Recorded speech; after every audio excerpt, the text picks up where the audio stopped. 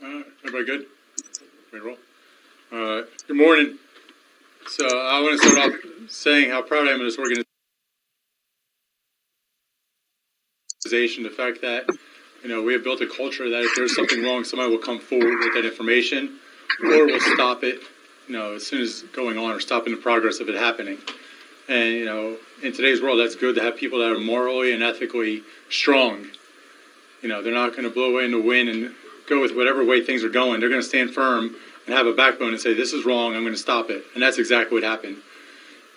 So Jennifer Lewis was a member of the Pasco Sheriff's Office from January 2016 to March of 2021. She was a child protective investigator. Her role is to protect children, like all of them. And that's probably one of the toughest roles in our organization, is what those women and men do in there, day in and day out, protecting those kids. And some people may not realize that the CPS workers are part of the police department. Major part of our job is to go out there and interview. To make sure, you are that decision. To make sure you go to a judge and say, the kid's safe, or to say the kid's not safe and we have to do something about it. That is absolutely critical. Jennifer Lewis failed in those responsibilities. On several occasions, she was out there and she had a trainee with her. And while she was out with the trainee, she was doing what was her role and responsibility. But what she was putting in the report was not accurate to what actually happened. And on 2 occasions, she said she actually met with people when she didn't. And so the trainee, about a month later, in March, started looking at those reports that Jennifer had written. And then while she was reviewing them, she said, we were at this house, but we didn't talk to anybody. And on another occasion, they were at the house, but the CPI investigator, Jennifer Lewis, just put her card there. She didn't speak to anybody. But what she put in those reports reflected that she actually spoke to people, which is a lie. The trainee came forward and said to her supervisors, there's a problem here. This does not match up to what happened. And so that led to an investigation of major crimes. It followed the proper chain of command. That's how things are supposed to work.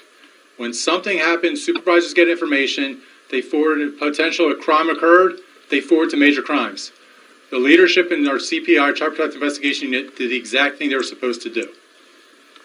They forward to major crimes. Major crimes started confronting Jennifer Lewis, started just questioning her about these things. She resigned very quickly. She turned in her paperwork, she resigned. But that does not stop what we do as a sheriff's office. There was a potential crime that occurred, so we investigated. Our major crimes looked into it. They did what was right. As they were looking into it, they started working with the state attorney's office, with Bruce Bartlett's office, and making sure that, everything was done properly, everybody's rights were upheld. It came to a conclusion that 2 felony charges for falsifying and altering DCF reports were filed. So now Jennifer Lewis is charged with 2 felony counts. But the story does not stop there for us. We have to go back and we have to make sure that everything is done properly. So our child protective investigators went back and reviewed the current cases that Jennifer Lewis are working. There was 27 of them. They went back and reviewed all 27 cases. They didn't find any discrepancies, anybody being harmed. Well, not say discrepancies. Let me go back to take that back. There were some discrepancies that they were still reviewing, but as to people being harmed or anybody in danger, there was nobody being harmed or in danger. There's 27 cases.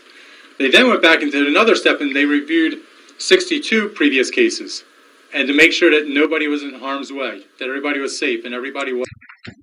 Okay, so you guys can definitely go to the WHAHL website there and pull up the full interview with the sheriff there in Pasco County.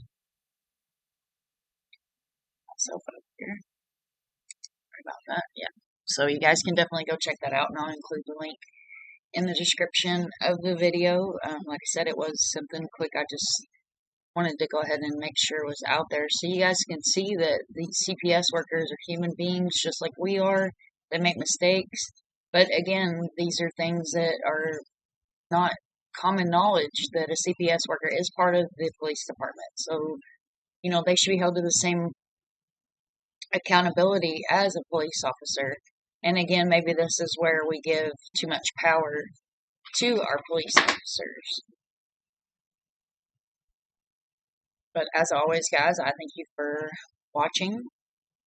Share, like, subscribe, be a voice, make a difference, break the cycle.